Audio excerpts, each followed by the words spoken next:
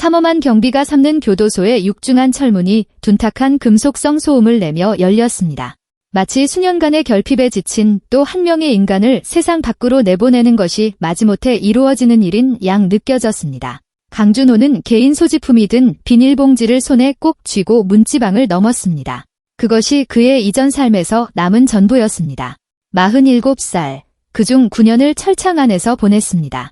비열함과 거짓, 배신으로 도둑맞은 9년이었습니다. 바깥 공기는 낯설게 느껴졌습니다.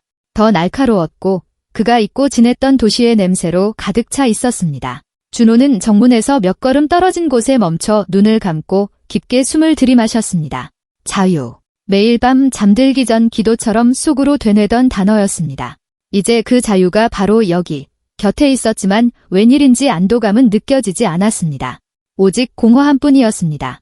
새로 밝혀진 정황으로 인해 유죄 판결이 취소되었습니다. 상급 법원이 사건을 재심리했고 범죄 구성 요건이 성립되지 않는다는 판결을 내린 것입니다. 종이 한 장으로 9년의 세월이 지워졌습니다. 사과는 없었습니다. 법원 판결문이 건조한 문구뿐이었습니다. 준호는 사과를 기대하지 않았습니다. 그는 이곳의 사법 시스템이 인간의 생명을 단지 통계로만 취급하는 그들만의 법칙대로 돌아간다는 것을 알고 있었습니다. 그는 정문 앞에 5분가량 서서 이제 그냥 걸어서 떠나도 된다는 사실에 익숙해지려 애썼습니다. 아무도 그를 불러 세우지 않을 것이고 줄을 서라고 요구하지도 않을 것이며 강제 노역으로 내몰지도 않을 것입니다. 기이하고 거의 두렵기까지 한 기분이었습니다. 지난 세월 동안 그는 통제된 생활과 엄격한 규칙에 너무나 익숙해져 있어서 자유가 오히려 비현실적이고 잘못된 것처럼 느껴졌습니다. 준호는 머리를 흔들어 상념을 떨쳐내고 버스 정류장이 있는 곳으로 향했습니다. 택시를 타고 도시 외곽, 오래된 추모공원이 시작되는 곳까지 이동했습니다. 준호는 잃어버린 세월에 대한 보상금과 함께 출소 시 받은 꼬깃꼬깃한 지폐로 요금을 지불했습니다. 돈은 가짜처럼 보였습니다.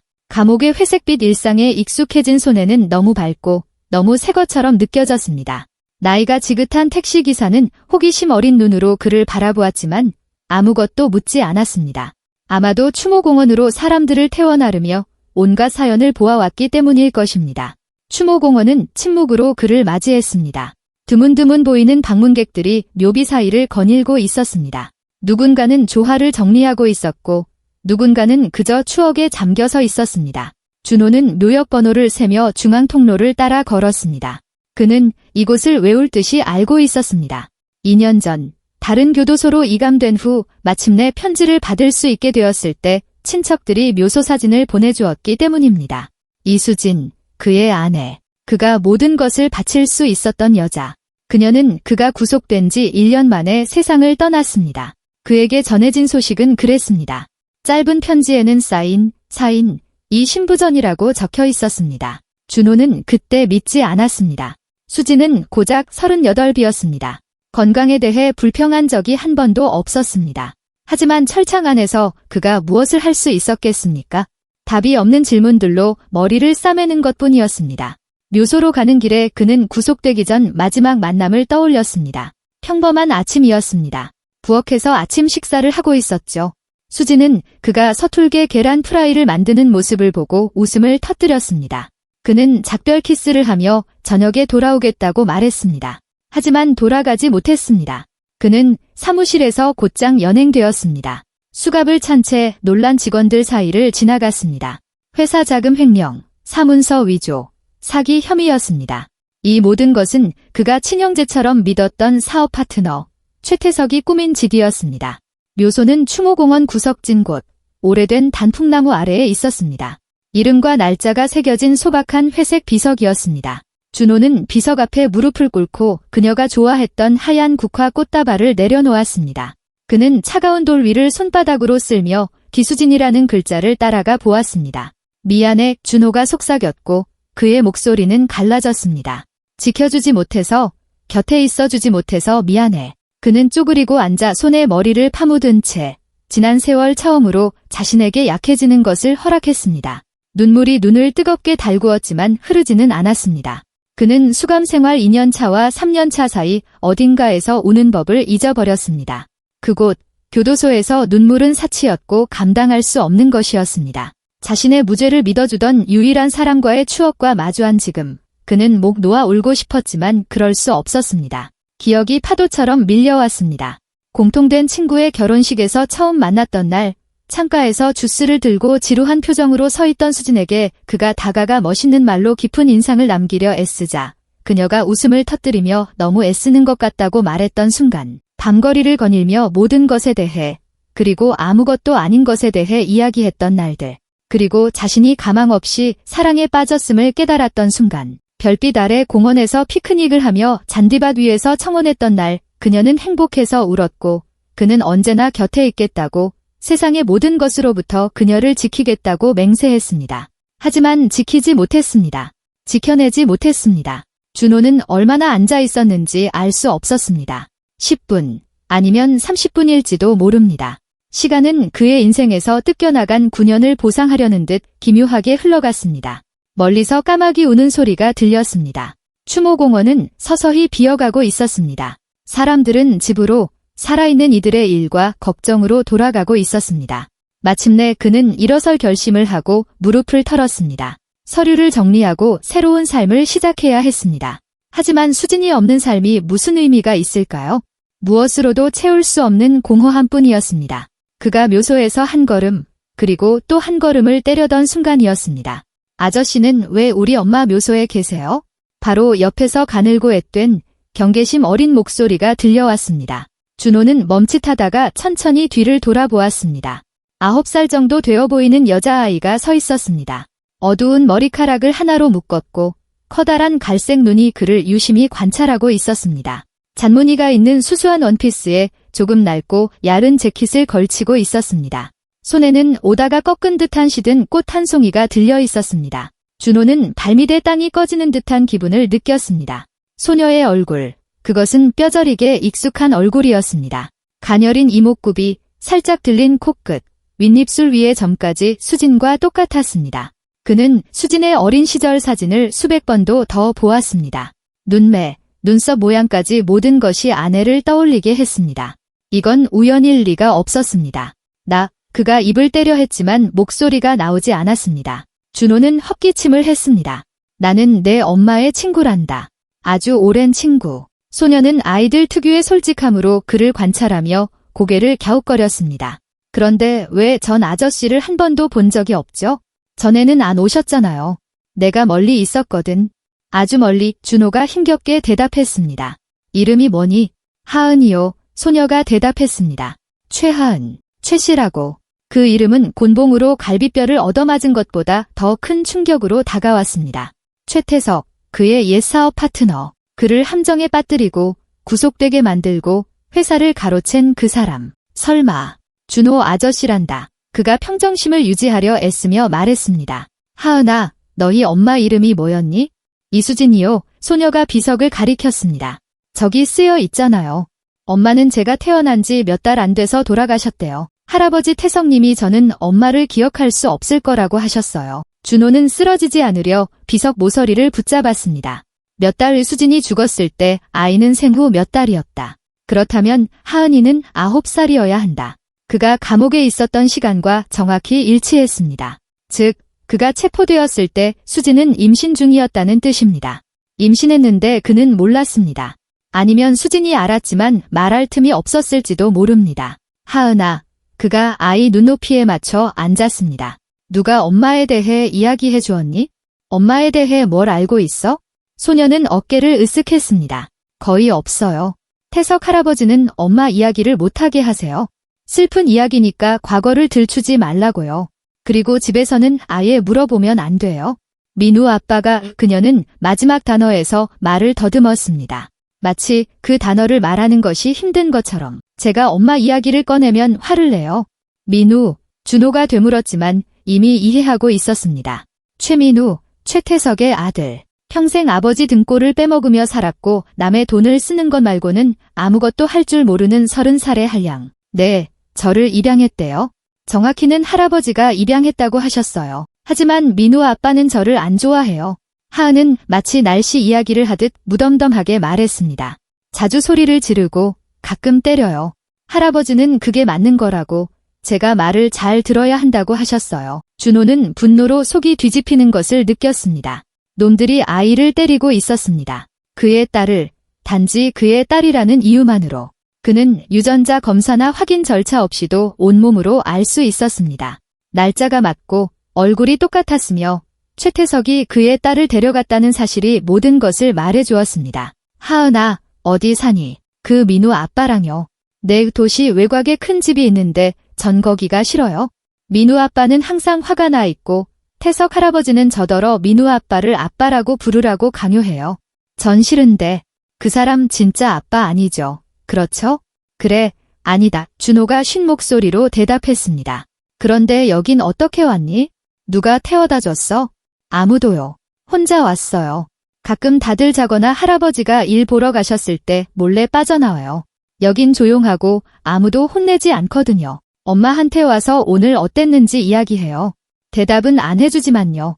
9살짜리 여자아이가 혼자 묘지를 배회한다니? 하은아, 나한테 더 이야기해 줄 수 있니? 내가 어떻게 지내는지. 소녀는 경계하는 눈빛으로 그를 보았습니다. 왜요? 아저씨는 남이잖아요. 할아버지가 남한테 가족 이야기하면 안 된다고 했어요. 떠들고 다니면 벌 준다고요. 난 남이 아니야. 준호가 조용히 말했습니다. 내 엄마 친구야.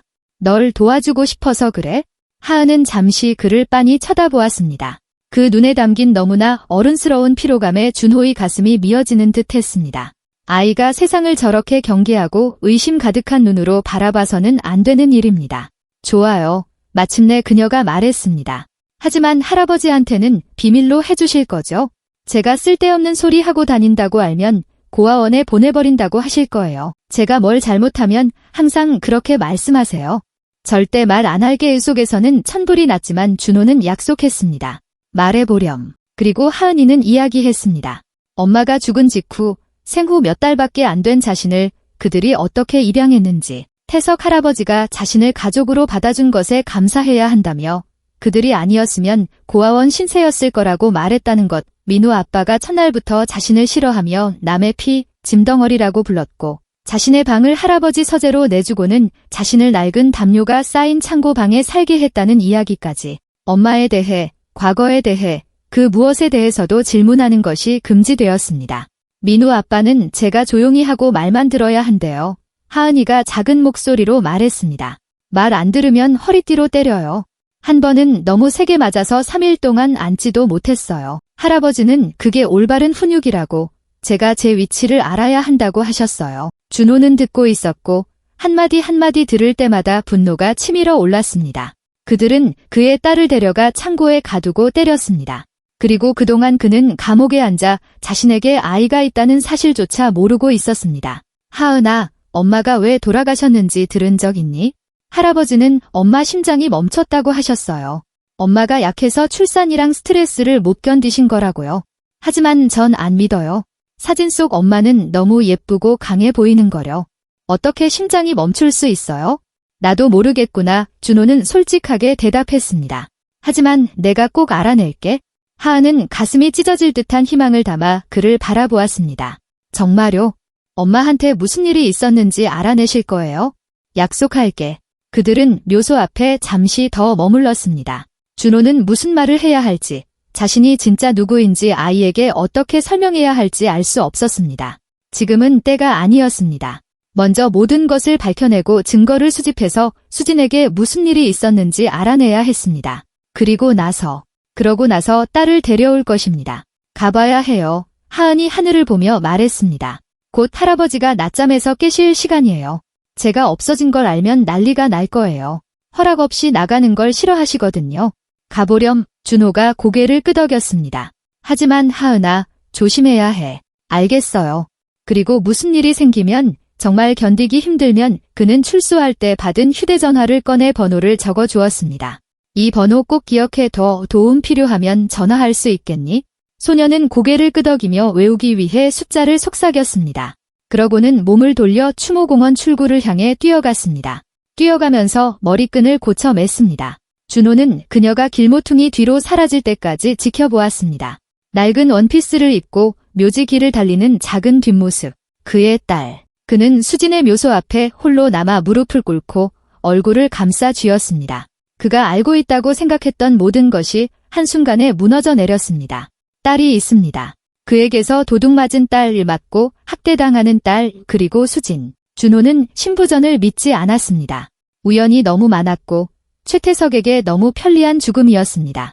내가 데려올게. 그가 비석을 보며 속삭였습니다. 우리 딸, 내가 되찾아올게. 수진아, 맹세해. 그리고 당신에게 무슨 일이 있었는지 밝혀낼 거야. 그게 무엇이든 진실을 알아낼게. 마치 대답이라도 하듯 머리 위 단풍나무 잎사귀들이 바람에 흔들렸습니다. 준호는 일어나 소매로 얼굴을 닦고 출구로 향했습니다. 목표가 생겼습니다.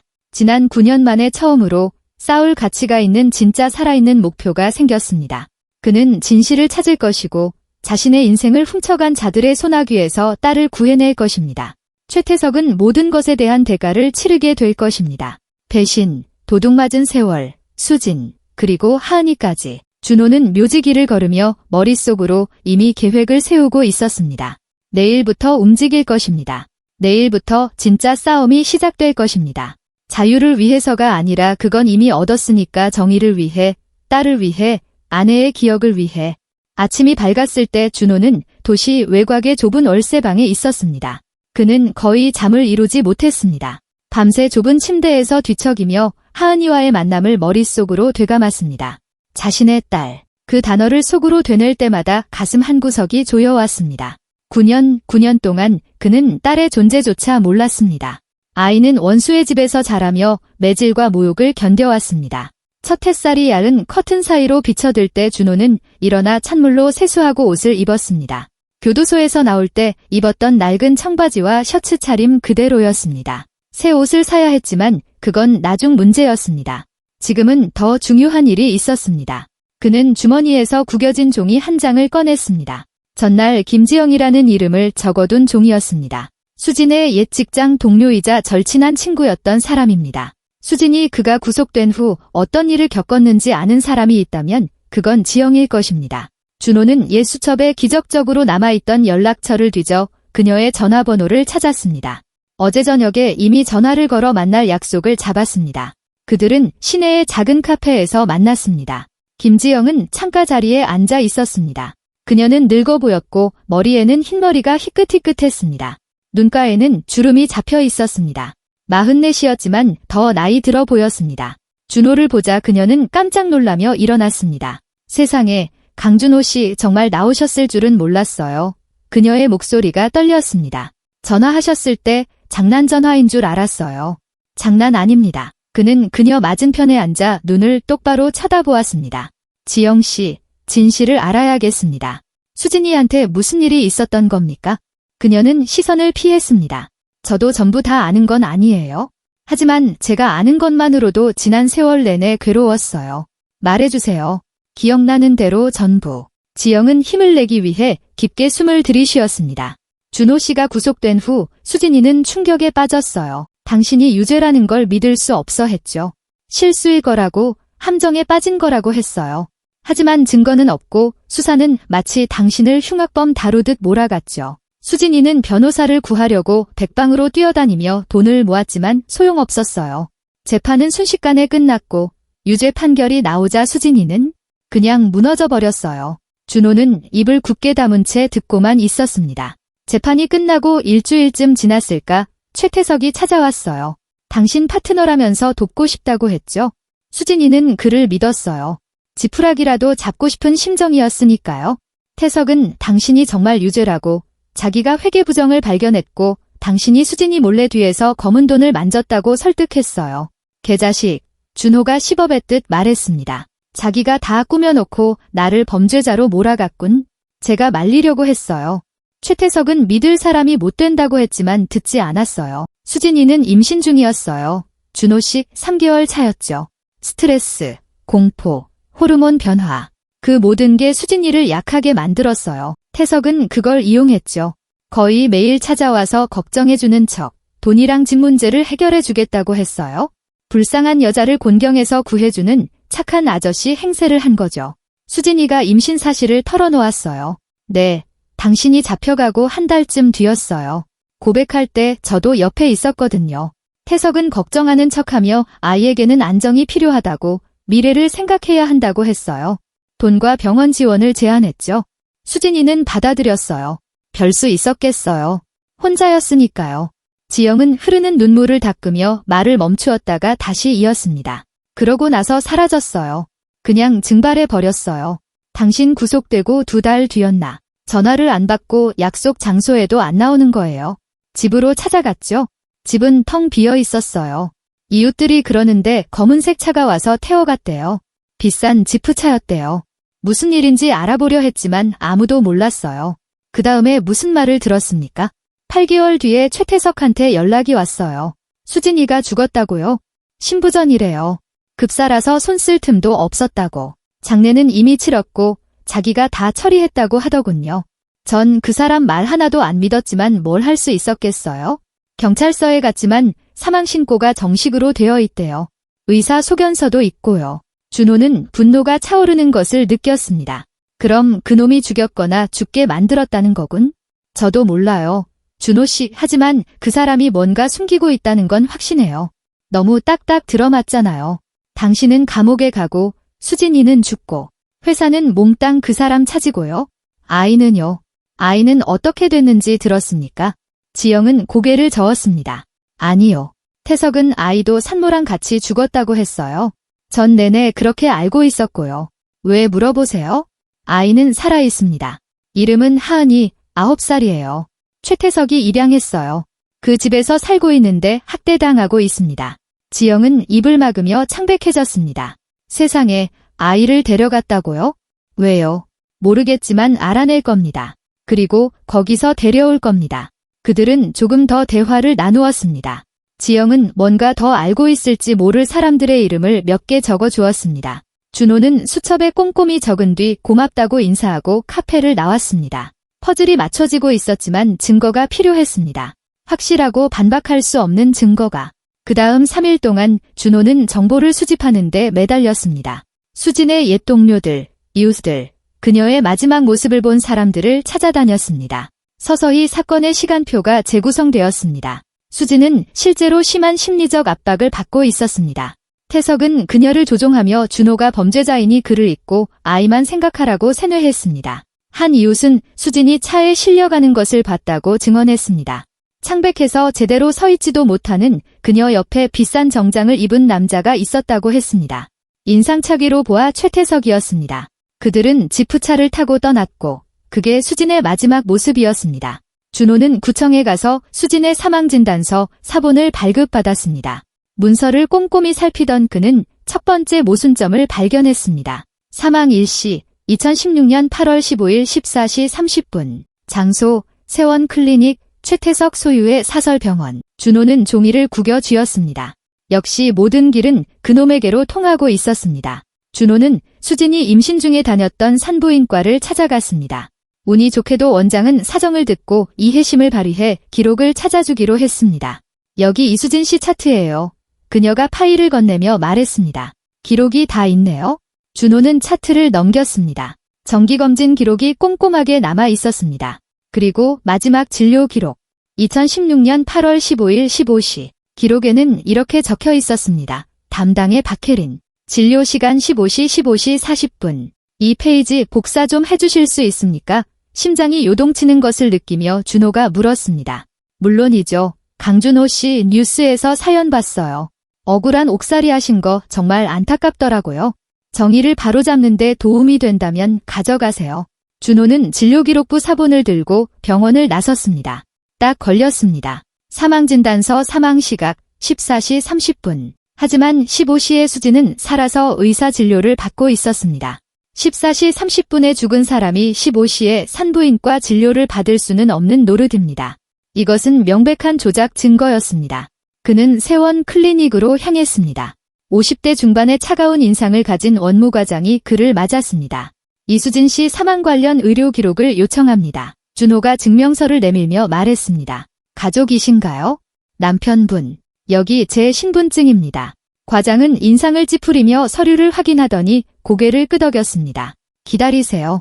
그녀는 자료실로 갔다가 10분 뒤 얇은 파일 하나를 들고 돌아왔습니다. 이게 전부입니다. 사망진단서 서명은 정우성 의사인데 지금은 퇴사하셨어요. 준호는 파일을 열었습니다. 내용은 간략했습니다. 신부전, 의사 서명, 병원 직인. 겉보기엔 공식 문서 같았지만 뭔가 잘못되어 있었습니다. 정우성 씨 지금 어디 있습니까? 연락처 있나요? 아니요. 개인 사정으로 그만두셔서요. 인사기록 카드에 주소가 있긴 한데 개인정보라 알려드릴 수 없습니다. 준호는 소견서 사본을 들고 나왔습니다. 옛 지인들을 통해 의사 이름을 수소문했습니다. 알고 보니 정우성의 주소지는 최태석 소유의 계열사 중 한 곳으로 되어 있었습니다. 우연일까요? 그럴 리가 없습니다. 다음 단계는 아동보호전문기관과 구청 아동복지과였습니다. 준호는 신분증과 수진과의 혼인관계증명서를 들고 찾아갔습니다. 젊은 담당 공무원이 그의 이야기를 듣고 난처한 표정을 지었습니다. 아이가 선생님 딸이라고 주장하시지만 입양 서류에는 친부 불명으로 되어 있거든요. 서류 좀 보여주세요. 그녀는 망설이다 두꺼운 파일을 가져왔습니다. 준호는 서류를 넘겼습니다. 최태석의 입양 신청서, 아버지란의 공란인 출생증명서, 그리고 수진이 죽기 전에 썼다는 편지. 준호는 편지를 펼치자마자 알 수 있었습니다. 위조였습니다. 글씨체는 비슷했지만 똑같지 않았습니다. 수진 특유의 흘림체 없이 글자가 너무 반듯했습니다. 서명은 엉성한 타원형이었습니다. 항상 2번 꼬아서 날리던 그녀의 진짜 서명과는 딴판이었습니다. 이거 가짜입니다. 준호가 담당자에게 편지를 보여주며 말했습니다. 제 아내가 죽은 뒤에 이 편지를 썼을 리가 없잖아요. 무슨 말씀이세요? 보세요. 사망진단서 날짜는 8월 15일입니다. 편지 날짜는 18일이고요. 죽고 나서 3일 뒤에 편지를 씁니까? 여직원은 서류를 보며 창백해졌습니다. 저 모르겠어요. 정말 이상하네요. 확인해 봐야겠어요. 확인하세요. 저는 경찰서로 가겠습니다. 준호는 모든 서류 사본을 챙겨 나왔습니다. 이제 공식 수사를 요청할 충분한 자료가 모였습니다. 그는 미제 사건 전담팀으로 향했습니다. 날카로운 눈매를 가진 40대 여형사 오미경이 그를 맞았습니다. 그녀는 그의 이야기를 듣고 서류를 검토하더니 고개를 끄덕였습니다. 확실히 모순점이 많네요.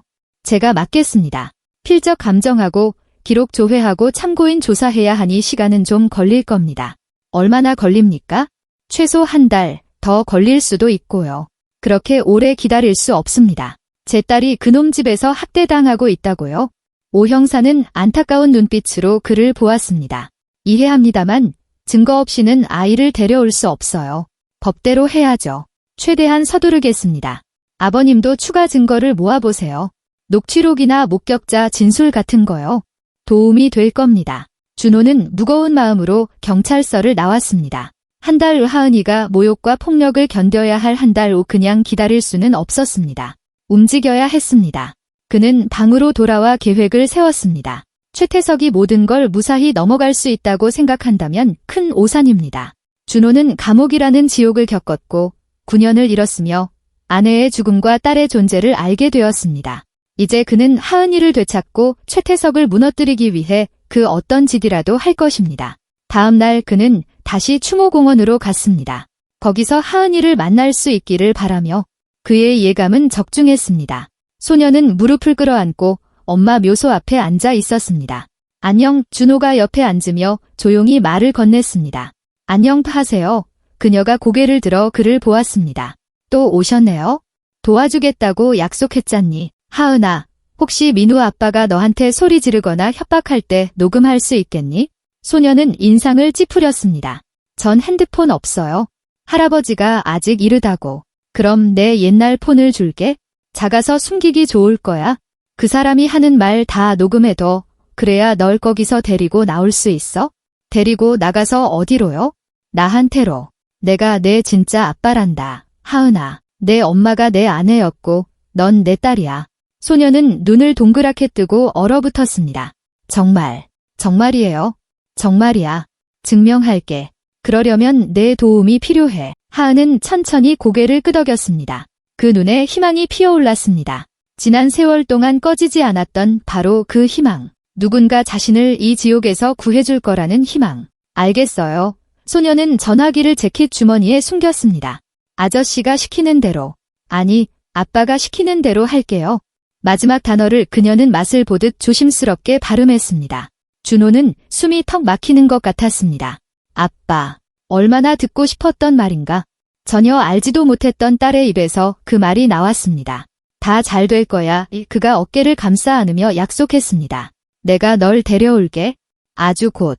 하은이는 고개를 끄덕이며 그에게 안겼습니다. 준호는 아이의 머리를 쓰다듬으며 내면의 무언가가 무너졌다가 다시 세워지는 것을 느꼈습니다. 내 딸 드디어 찾아냈고 이제 절대 놓지 않을 것입니다. 오미경 형사는 시간을 낭비하지 않았습니다. 준호와 대화한 다음 날 바로 공식 내사에 착수했습니다. 세원 클리닉의 이수진 관련 서류 일체를 요청했고 법원 기록 보관소에서 준호의 사건 기록을 열람했습니다. 서명 이미지를 감정소로 보냈습니다. 사회적 파장이 클 사건임을 직감한 그녀는 검찰과 긴밀히 협조하며 한 단계 한 단계 밟아나갔습니다. 그 사이 준호도 자체 조사를 계속했습니다. 최태석 밑에서 일했던 사람들, 수진의 마지막 날들을 목격한 사람들을 찾아다녔습니다. 하나하나의 대화가 퍼즐 조각을 채웠지만 결정적인 것, 즉 최태석의 혐의를 입증할 직접적인 증거가 부족했습니다. 돌파구는 열흘 뒤에 찾아왔습니다. 하은이가 녹음된 전화기를 그에게 건넸습니다. 방에서 녹음 파일을 듣던 준호의 얼굴이 굳어졌습니다. 녹음기에서 최민우의 목소리가 선명하게 들렸습니다. 거칠고 술에 취해 있고 악에 바친 목소리였습니다. 너 미쳤냐? 누가 내 물건 만지래? 그냥 청소하려고. 하은이의 목소리는 공포에 떨고 있었습니다. 청소. 내까짓게 뭘 한다고 설쳐? 내가 여기 얹어 사는 주제라는 거 잊었어? 얹혀 산다고. 할아버지 아니었으면 넌 고아원에 처박혀 있었을 거야. 잘못했어요. 다시는 안 그럴게요. 닥쳐. 사과 따위 지겨워 죽겠어. 딴 데 가서 징징거리면 어떻게 되는지 알지? 우리 가족 얘기 입 뻥끗했다간. 알아요. 고아원에 보낼 거라고. 바이 목소리가 흐느낌으로 변했습니다. 그래. 거긴 여기보다 100배는 더 지옥일 거다. 그러니까 닥치고 시키는 대로 해. 당장 내 방에서 꺼져. 꼴도 보기 싫으니까. 문이 쾅 닫히는 소리. 그리고 정막 속에 아이의 숨죽인 울음소리. 준호는 녹음을 멈추고 눈을 감았습니다. 9살짜리 아이에게 모욕을 주고 협박하고 정신적으로 무너뜨리고 있었습니다. 직접적인 물리적 폭행 협박은 없었지만 어조, 단어, 태도 모든 것이 지속적인 학대를 말해주고 있었습니다. 그는 파일을 복사해 오 형사에게 보냈습니다. 그녀는 녹음을 듣자마자 그를 불렀습니다. 중요한 증거네요. 그가 사무실에 도착하자 오 형사가 말했습니다. 아동에 대한 정서적 학대와 협박입니다. 하지만 더 필요해요. 신체적 학대 증거, 진단서, 이웃이나 지인의 증언이요. 더 구할 수 있겠어요? 하은이가 맞는다고 했습니다. 팔에 멍 자국도 있었고요. 기록을 남겨야 해요. 사진, 진단서. 그게 없으면 약합니다. 최태석은 거물이고 변호인단도 빵빵해요. 빠져나갈 구멍 없이 완벽하게 증거를 모아야 합니다. 알겠습니다. 뭐든 하겠습니다. 오 형사는 이해한다는 눈빛을 보냈습니다. 준호 씨, 지금 얼마나 힘든지 알아요. 하지만 신중해야 합니다. 최태석이랑 직접 부딪히지 마세요.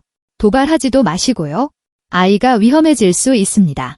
그는 고개를 끄덕였지만 속은 끓어오르고 있었습니다. 하은이가 최태석 집에서 보내는 하루하루가 그에게는 고문이었습니다. 하지만 오 형사 말이 맞았습니다. 법대로 하지 않으면 놈들은 빠져나갈 것입니다. 그때 필적 감정 결과가 나왔습니다. 결론은 명확했습니다. 입양 서류에 첨부된 편지는 이수진이 쓴 것이 아니었습니다. 서명은 타인이 작성한 것이며 모방 시도가 명백했습니다. 오 형사는 입양을 담당했던 구청 직원을 소환했습니다. 50대 남성인 그는 안절부절 못하며 진술을 번복했습니다. 자세한 건 기억 안 납니다. 오래전 일이라. 서류는 문제 없었어요. 규정대로 처리했습니다. 친모 필적 확인했습니까? 서명 대조했냐고요? 오 형사가 날카롭게 물었습니다. 그게 육안으로 봤을 때 문제 없어 보였습니다. 없어 보였다라. 최태석이 급행료 줬습니까? 남자는 창백해졌습니다. 변호사 없이는 대답할 의무 없습니다. 받았군요. 가보세요. 하지만 증인으로 소환될 각오하십시오. 직원이 나가자 오 형사가 준호에게 말했습니다. 뇌물 받았네요. 뻔합니다. 하지만 지금 당장 입증하긴 어려워요. 최태석이 뒤처리 하나는 깔끔하니까요. 그래도 우리에겐 위조 서류와 사망 시각 불일치 증거가 있어요. 입양의 적법성을 따지기엔 충분합니다. 의사는요. 사망진단서에 서명한 놈이요. 정우성. 찾았습니다. 경기도 쪽 개인 병원에 있더군요. 내일 만나러 갑시다. 다음 날 그들은 정우성을 찾아갔습니다. 의사는 경계했지만 집으로 들였습니다. 평범한 의사의 수입으로는 감당하기 힘든 타운하우스의 고급 주택이었습니다. 무슨 일입니까? 정우성이 소파에 앉으며 물었습니다. 이수진 씨 사망 건입니다. 오 형사가 진단서를 내밀었습니다. 이거 본인 서명 맞습니까? 정우성은 서류를 훑어보더니 고개를 끄덕였습니다. 네, 제 서명입니다. 뭐가 문제죠? 사망 시각이 틀렸습니다. 해당 시각에 고인이 살아있었다는 증거가 있어요. 어떻게 된 건지 설명해 보시죠. 의사는 종이를 쥔 손을 떨며 얼굴이 하얗게 질렸습니다. 제가 시간을 착각했을 수도 있습니다. 바쁘다 보면 착각 같은 소리 하지 마세요. 오 형사가 단호하게 잘랐습니다. 사망 시각은 가장 중요한 정보 중 하나입니다. 의사가 몇 시간씩 착각할 수는 없어요. 서류 조작 대가로 누가 돈을 줬습니까? 아무도 안 줬습니다. 전 정당하게 업무를. 그럼 왜 진단서 쓰자마자 퇴사했고 주소지가 최태석 회사 소유로 되어 있습니까? 정우성은 바닥만 쳐다보며 침묵했습니다. 준호가 참지 못하고 나섰습니다. 당신이 서명할 때 내 아내는 살아있었어. 최태석이 돈 주고 사후 날짜로 조작하라고 시킨 거잖아. 언제 진짜 죽었습니까? 의사가 고개를 들었습니다. 눈동자가 공포로 흔들리고 있었습니다. 말 못합니다. 말하면 그 사람이 날 죽일 거예요. 이미 당신 인생은 끝났어. 준호가 말했습니다. 당신은 공범이야. 사문서 위조, 어쩌면 살인 방조까지. 감옥 갈 일만 남았다고. 형량을 줄이는 유일한 방법은 진실을 말하는 것뿐이야. 정우성은 두 손으로 얼굴을 감싸 쥐었습니다. 8월 23일에 죽었어요. 싸이는 모릅니다. 최태석한테 연락이 왔어요. 15일 날짜로 사망 처리를 해달라고. 돈을 주겠다고. 아주 큰 돈을. 수락했습니다. 진단서 쓰고 15일로 날짜 적었죠. 전 그냥 단순한 행정 처리나 상속 문제 때문에 날짜를 당기려는 줄 알았어요. 심각한 범죄가 연루된 줄은 몰랐다고요. 어디서 죽었습니까? 오 형사가 물었습니다. 그 집, 최태석 집이요. 와서 좀 보라고 해서 갔는데 이미 죽어 있었어요. 최태석은 넘어져서 머리를 찧었다고 했는데 제가 보기엔 목에 이상한 자국이 있었어요. 누군가 조른 것 같은. 준호는 피가 거꾸로 솟는 기분이었습니다. 죽였어. 최태석이 수진이를 죽였어. 왜 경찰에 신고 안 했습니까? 무서워서요. 최태석 무서운 사람인 거 아시잖아요. 입 뻥끗하면 쥐도 새도 모르게 죽여버린다고 협박했어요. 전 믿었습니다. 돈 받고 퇴사해서 여기로 숨어들어와 조용해지기만 기다렸어요. 오 형사는 진술을 녹음하고 조서에 서명을 받았습니다. 이제 자백을 확보했습니다. 판도가 완전히 뒤집혔습니다. 수사가 진행되는 동안 오 형사는 아동보호 전문기관을 움직였습니다. 최태석 집에서 하은이가 어떤 환경에 처해 있는지 불시 점검을 하도록 조치했습니다. 준호는 동행할 수 없었지만 오 형사가 결과를 알려주기로 했습니다. 3일 뒤 점검이 이루어졌습니다. 40대 베테랑 아동보호 조사관이 예고 없이 최태석의 저택을 방문했습니다. 최민우가 문을 열었고 명백히 불쾌한 기색을 드러냈습니다. 무슨 일입니까? 미성년자 최하은 양 양육 환경 점검 나왔습니다. 법적으로 예고 없이 방문하여 조사할 권한이 있습니다. 민우가 항의하려 했지만 조사관은 그를 무시하고 집 안으로 들어갔습니다. 그녀는 집을 둘러보고 하은이와 단둘이 면담했으며 거주 환경을 사진으로 남겼습니다. 수십 년 경력의 그녀조차 눈앞의 광경에 충격을 받았습니다.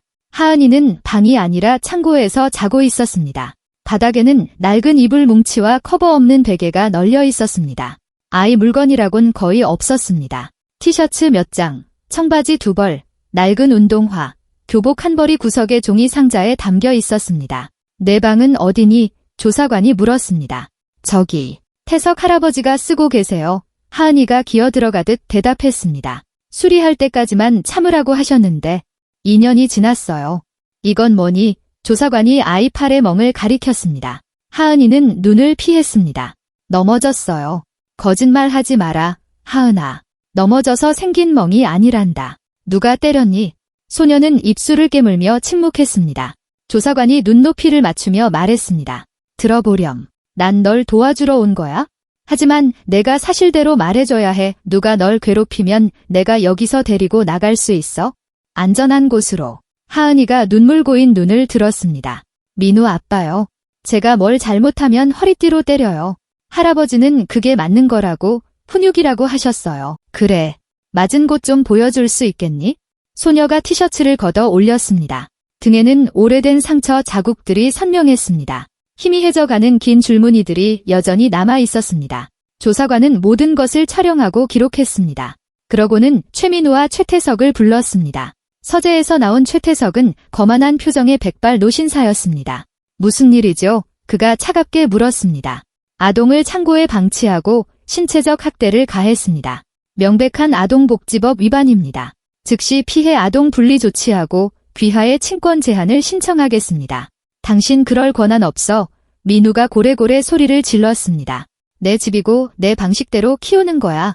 키우는 게 아니라 학대하는 겁니다. 조사관이 단호하게 말했습니다. 형사 고발 조치도 받겠습니다.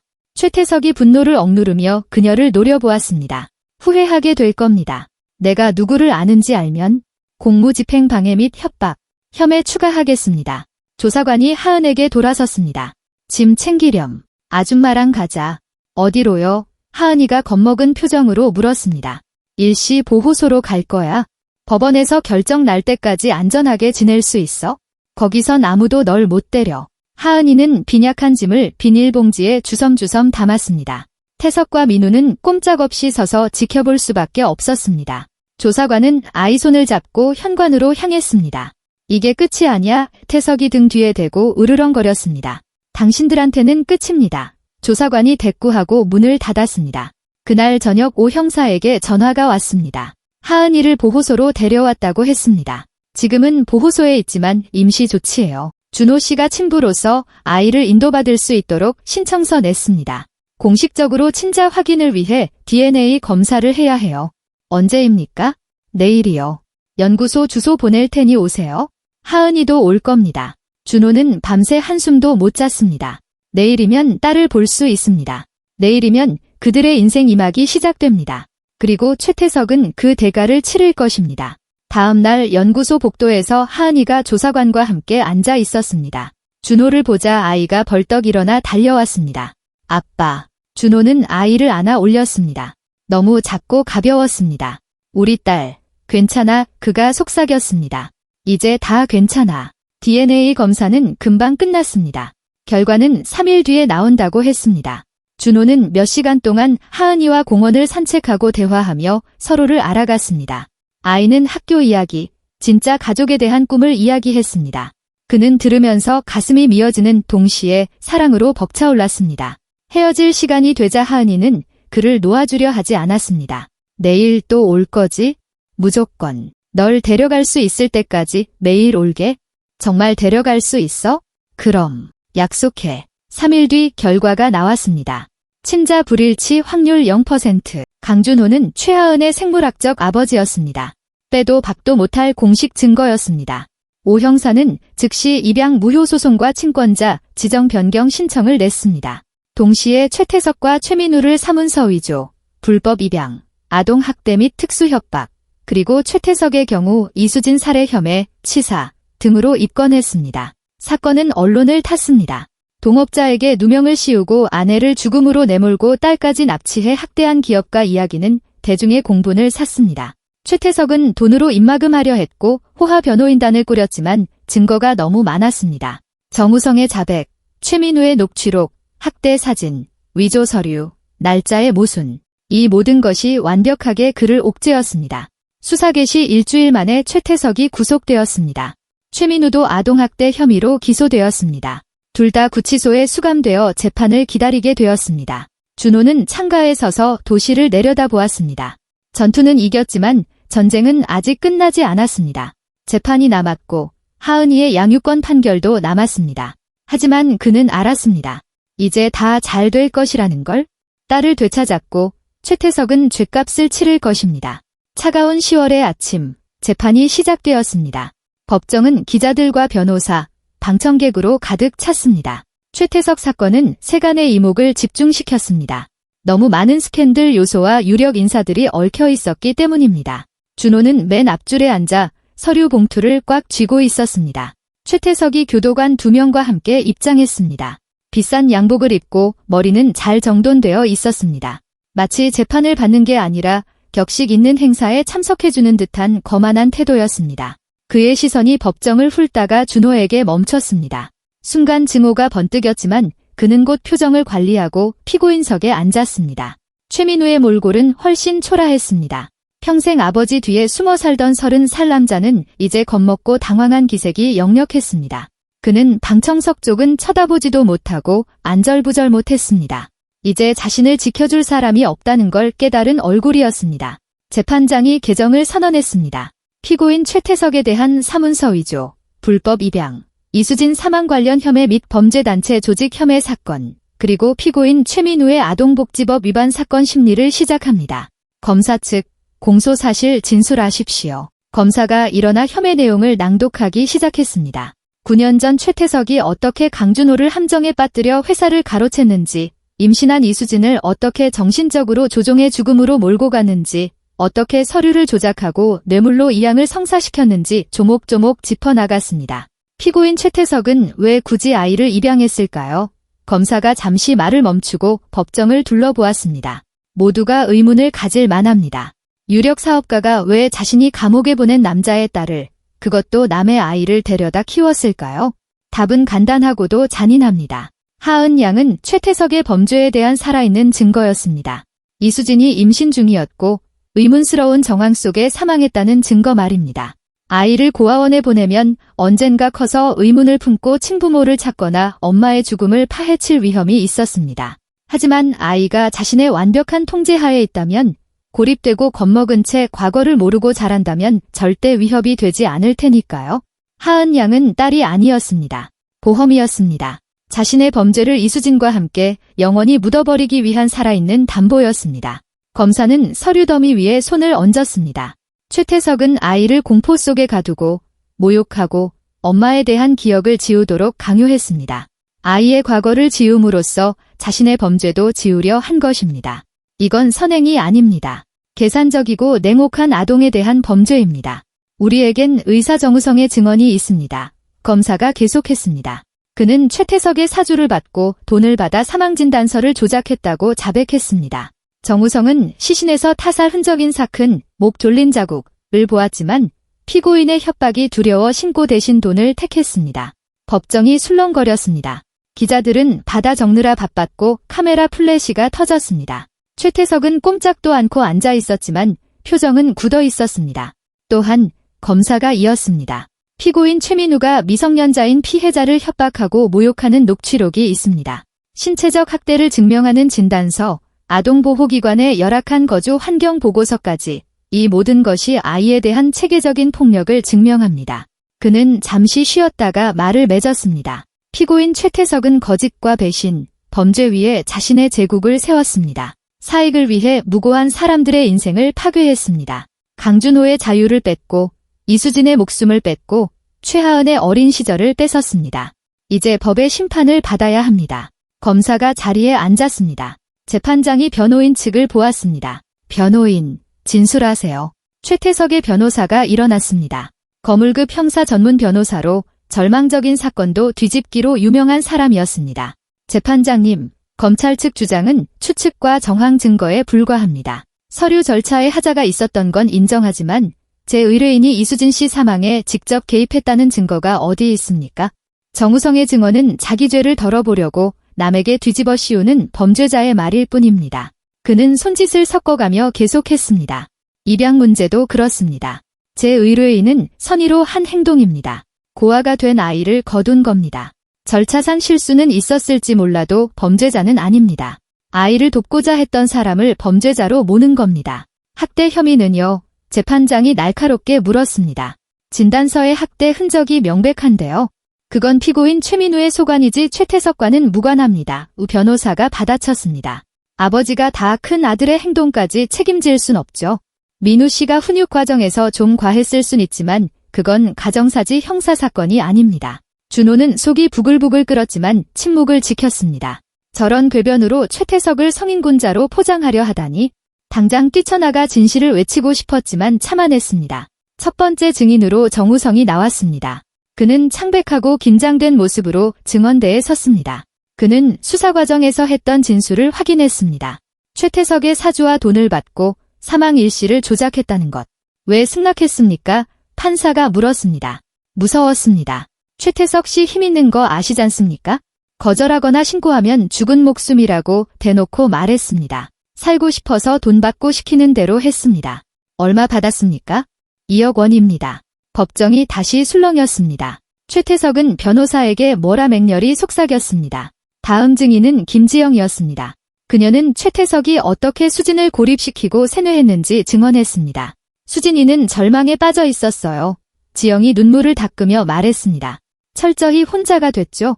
태석은 그걸 이용했어요. 자기만이 도울 수 있다고, 자기만 편이라고. 수진이는 믿을 수밖에 없었어요. 다른 사람은 아무도 없었으니까요. 아동보호조사관도 증언대에 섰습니다. 그녀는 하은이가 살던 참혹한 환경을 묘사했습니다. 창고 방, 옷가지 몇 벌, 학대 흔적. 제 경력 중 최악의 아동학대 사례 중 하나입니다. 마침내 강준호가 호명되었습니다. 그는 증언대로 걸어갔습니다. 모든 시선이 그에게 쏠렸습니다. 딸의 존재를 어떻게 알게 되었는지 말씀해 주시죠. 준호는 깊게 숨을 들이마셨습니다. 누명을 쓰고 9년을 복역한 뒤 출소했습니다. 최태석이 저를 함정에 빠뜨려 회사를 뺏었죠. 출소하자마자 아내 묘소에 갔습니다. 거기서 아이를 만났습니다. 그 아이가 엄마 묘소라고 하더군요. 아이 이름을 들었을 때 제 딸이라는 걸 알았습니다. 그의 목소리가 떨렸습니다. 제가 잡혀갈 때 아내는 임신 중이었습니다. 말할 틈도 없었죠. 최태석은 그 상황을 이용해 아내를 죽음으로 몰고 가고 제 아이를 뺏어갔습니다. 제 모든 걸 훔쳤습니다. 자유, 아내, 딸, 그리고 시간까지. 정의를 원합니다. 최태석이 함정을 팠다는 증거가 있습니까? 네, 검찰 조사에서 제 사건 기록의 모순점들이 발견되었습니다. 위조된 서명, 조작된 회계 장부. 회사 자금에 접근할 수 있는 사람은 저 말고 파트너인 최태석뿐이었습니다. 최태석이 참지 못하고 벌떡 일어났습니다. 다 거짓말이야. 강준호 저놈이 횡령범이라고. 난 그냥 밝혀낸 것뿐이야. 피고인, 조용히 하세요. 판사가 목소리를 높였습니다. 발언권 없고 말하세요. 최태석은 씩씩거리며 자리에 앉았습니다. 재판은 며칠 동안 이어졌습니다. 전문가, 증인, 서류 검토가 계속되었습니다. 그림은 점점 명확해졌습니다. 최태석은 사업을 위해 준호를 담갔고 수진을 심리적으로 파괴했으며 사망 서류를 조작했습니다. 직접 살해했다는 결정적 물증은 없었지만 유기치사 및 사체은닉 등의 혐의를 적용하기엔 충분했습니다. 최민우의 아동학대 혐의는 변명의 여지 없이 입증되었습니다. 마침내 선고 공판일이 되었습니다. 재판장이 판결문을 낭독했습니다. 피고인 최태석을 사문서 위조, 아동복지법 위반, 불법 입양, 범죄 수익 은닉 및 유기치사 혐의로 징역 12년에 처한다. 또한 범죄 수익 전액을 몰수한다. 최태석의 얼굴이 하얗게 질렸습니다. 12년 나오면 노인이 되어 있을 것입니다. 피고인 최민우를 아동복지법 위반, 상습 아동학대 혐의로 징역 5년에 처한다. 민우는 고개를 떨구었습니다. 아버지에 비하면 약하지만 실형을 피할 순 없었습니다. 땅. 재판장이 의사봉을 두드렸습니다. 패정합니다. 재판이 끝나고 준호는 하은이를 데리러 학교로 갔습니다. 아이는 그를 보자마자 품에 안겨 얼굴을 묻었습니다. 준호는 흐르는 눈물을 참지 못하고 아이 머리를 쓰다듬었습니다. 다 끝났어. 그가 속삭였습니다. 이제 정말 괜찮아. 하은이가 그를 올려다보았습니다. 정말 다시는 안 끌려가? 아빠랑 계속 살아. 그럼 평생 같이 살 거야. 준호는 국가 배상금으로 산 중고차에 올랐습니다. 억울한 옥살이의 대가였습니다. 하은이는 뒷좌석에 앉아 안전벨트를 맸습니다. 시동을 걸고 그 지긋지긋한 악몽으로부터 멀어지기 시작했습니다. 어디 가는 거야? 하은이가 물었습니다. 집으로. 할머니 집으로 가자. 엄마한테? 그래. 내가 감옥에 갔을 때 어머니가 돌아가셔서 빈집이 됐어. 거기서 우리 둘이 사는 거야? 하은이가 생각에 잠겼습니다. 친구들 초대해도 돼? 물론이지. 내 집이니까 하고 싶은 거 다 해. 아이는 그가 본 이후 처음으로 활짝 웃었습니다. 안전함을 느낀 아이만이 지을 수 있는 진짜 미소였습니다. 준호는 저녁 무렵에 도심을 운전하며 마음의 평화를 느꼈습니다. 싸움은 끝났습니다. 최태석은 대가를 치렀고 하은이는 곁에 있습니다. 준호는 완전히 복권되어 명예를 회복했습니다. 법원 판결로 최태석이 뺏어갔던 회사 지분도 되찾게 되었습니다. 배상금에는 현금뿐 아니라 회사 지분도 포함되어 있었습니다. 새로운 삶이 기다리고 있었습니다. 쉽지는 않을 것입니다. 둘 다 과거의 상처를 안고 있으니까요. 하지만 함께라면 괜찮습니다. 그게 제일 중요했습니다. 아빠, 하은이가 작게 불렀습니다. 응, 아빠가 떠날까 봐 무서웠어. 나 혼자 두고 갈까 봐. 준호는 갓길에 차를 세우고 뒤를 돌아보았습니다. 하은아, 잘 들어. 절대 무슨 일이 있어도 널 두고 가지 않아. 난 내 인생의 9년을 놓쳤어. 내가 있는 줄도 몰랐으니까. 하지만 널 찾은 이상 절대 놓지 않을 거야. 넌 내 딸이고 내 가족이야. 언제나 내 곁에 있을게. 하은이가 안도감에 조용히 울음을 터뜨렸습니다. 준호는 내려서 뒷좌석으로 가 아이를 안아주었습니다. 운명이 갈라놓았지만 다시 만난 두 사람. 그들은 한동안 그렇게 서로를 붙잡고 있었습니다. 눈물이 마르자 다시 차를 출발시켰습니다. 집은 멀지 않았습니다. 준호가 자란 도시 외곽의 오래된 2층 양옥집. 9년 동안 비어 있었지만 이제 다시 살아날 것입니다. 목소리와 웃음과 온기로 채워질 것입니다. 집 안으로 들어서자 먼지 냄새가 났지만 아늑했습니다. 준호는 불을 켜고 창문을 열어 환기했습니다. 여기가 내 방이야. 그가 2층 방 하나를 가리켰습니다. 도배도 새로 하고 가구도 싹 바꾸자. 내가 원하는 걸로 골라. 하은이는 눈을 반짝이며 방을 보았습니다. 이거 다 내 거야? 전부 다. 아이는 천천히 방으로 들어가 둘러보았습니다. 정원이 내려다 보이는 넓고 환한 방이었습니다. 아빠, 엄마 사진 있어? 그럼, 있지. 여기 걸어둬도 돼? 물론이지. 엄마 얘기도 해줄 거야? 어떤 분이었는지? 준호는 낡은 소파에 아이 옆에 앉았습니다. 다 해줄게. 어떻게 만났는지, 얼마나 사랑했는지, 우리가 얼마나 행복했는지, 엄마를 알게 될 거야? 약속해. 하은이는 그에게 기댔고 둘은 창밖으로 지는 노을을 바라보았습니다. 저 높은 곳 어딘가에 수진이 있을 것입니다. 준호는 그녀가 보고 있을 거라 믿었습니다. 딸을 찾아 집으로 데려오는 모습을 도둑 맞았지만 기어코 되찾아낸 삶을 다시 시작하는 이 모습을. 재판이 끝나고 반년이 지났습니다. 겨울이 가고 봄이 오면서 도시는 활기를 되찾고 있었습니다. 준호는 서재 창가에 서서 새잎이 돋아나는 거리 풍경을 바라보았습니다. 삶은 천천히, 하지만 확실하게 정상 궤도로 돌아오고 있었습니다. 9년 동안 비어있던 집은 이제 생기로 가득했습니다. 준호는 집을 수리하고 새 가구를 들였습니다. 하은이 방은 아이가 원한 대로 꾸며주었습니다. 나비 무늬 벽지, 하얀 책상, 책장, 폭신한 러그까지. 소녀는 매일 밤 따뜻한 이불 속에서 잠들었고 더 이상 비명이나 매질에 깨어날 걱정을 하지 않았습니다. 심리치료도 도움이 되었습니다. 하은이는 일주일에 2번 트라우마 전문 아동 심리 상담가인 송 선생님을 만났습니다. 처음엔 입을 다물고 경계했지만 점차 마음을 열었습니다. 최태석 집에서의 공포, 기억나지 않는 엄마에 대한 그리움 등을 털어놓기 시작했습니다. 준호도 상담에 참여했습니다. 송 선생님은 학대 피해 아동을 대하는 법, 다그치지 않고 기다려주는 법을 알려주었습니다. 그는 한마디 한마디 새겨들었습니다. 아빠가 된다는 건 생각보다 어려운 일이었습니다. 상처 입은 아이의 아빠가 되는 건 더더욱 그랬습니다. 하지만 그는 매일 배웠고 더 나은 아빠가 되기 위해 노력했습니다. 학교 생활도 순조로웠습니다.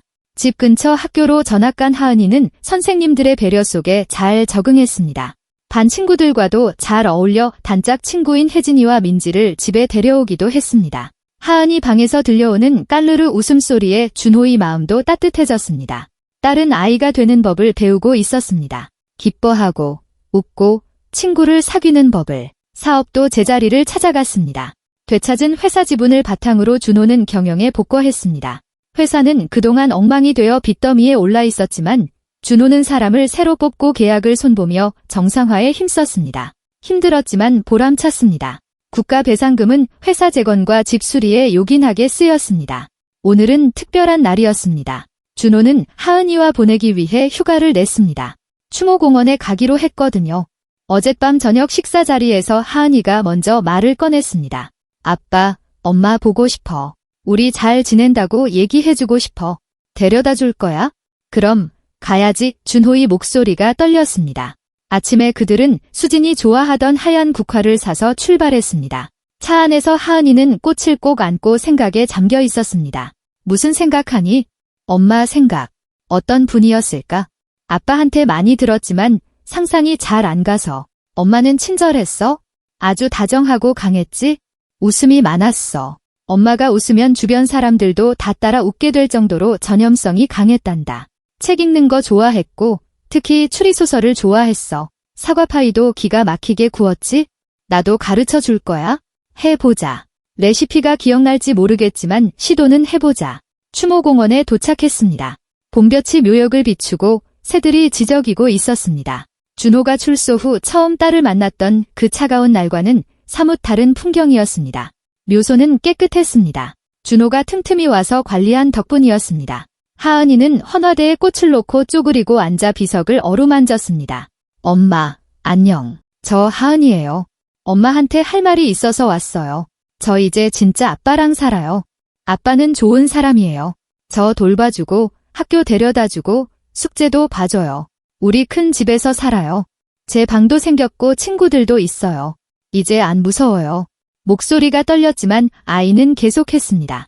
엄마 기억 못해서 미안해요. 하지만 아빠가 얘기 많이 해줘요. 엄마가 세상에서 제일 좋은 엄마였다고요. 셋이 같이 있으면 좋겠지만 그럴 수 없다는 거 알아요. 그래도 절 낳아주셔서 사랑해주셔서 고마워요. 영원히 기억할게요. 아이는 눈물을 닦으며 말을 마쳤습니다. 준호도 옆에 무릎을 꿇었습니다. 비석에 손을 얹고 눈을 감았습니다. 수진아, 우리 딸 찾았어. 내가 데려왔어. 너무 늦어서 미안해. 그때 못 지켜줘서 미안해. 하지만 약속할게. 이제 이 아이는 내가 지킬게. 당신이 주고 싶었던 행복한 삶, 내가 줄게. 눈을 뜨고 비석의 사진을 보았습니다. 사진 속 수진은 생기 넘치게 웃고 있었습니다. 당신 닮았어, 준호가 말했습니다. 고집 세고 마음 따뜻한 게 딱 당신이야. 우린 잘 해낼 거야. 함께니까. 하은이가 그의 손을 잡았습니다. 둘은 한참 동안 새소리와 바람소리를 들으며 앉아 있었습니다. 이윽고 하은이가 일어났습니다. 가자, 아빠. 집에 가야지. 그래, 가자. 그들은 묘역을 걸어 나왔습니다. 걷다가 하은이가 멈춰 서서 그를 올려다보았습니다. 아빠, 행복해? 준호는 생각했습니다. 행복한가? 9년의 상실, 아내의 죽음, 그 모든 일을 겪고 나서 그는 딸을 보았습니다. 엄마를 쏙 빼닮은 갸름한 얼굴, 진지한 갈색 눈동자를 바라보다가 답을 찾았습니다. 응, 행복해. 내가 곁에 있으니까. 하은이가 웃으며 그의 손을 더 꽉 잡았습니다. 차에 올라 시동을 걸었지만 준호는 잠시 출발하지 않았습니다. 앞유리창 너머를 보며 지나온 길을 되짚어 보았습니다. 체포에서 출소, 하은이와의 만남, 재판, 절망에서 희망으로. 참으로 먼 길이었습니다. 하지만 둘이 함께 걸어왔습니다. 아빠, 왜 안 가? 미래를 생각했어? 우리 앞에 놓인 날들 말이야. 뭐가 기다리는데? 삶이지. 평범하고 정상적인 삶 학교 가고, 일하고, 주말에 놀러 가고 명절 보내고. 가족이라면 누리는 그런 것들. 좋다. 아이가 고개를 끄덕였습니다. 준호는 미소를 지으며 차를 움직였습니다. 집으로 향했습니다. 산산조각 났었지만 다시 하나가 된 두 인생. 그들의 행복한 진짜 삶이 이제 막 시작되고 있었습니다.